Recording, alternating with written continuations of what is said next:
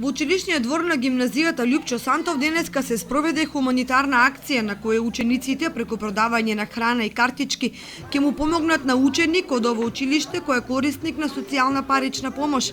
Сето ова се одржа на иницијатива на младинската организација со помош на директорот и професорите.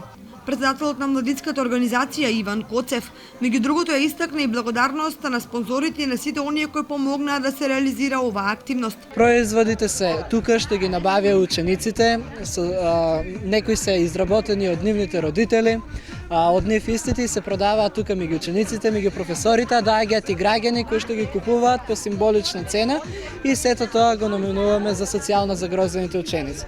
Исто така сакам да истакнам благодарност до оние кои што не помогнаа, тоа е печатница Европа 92, која што ни помогна во печатењето на картичките, фабрика за ориз Даниво и фабрика за ориз БМФ.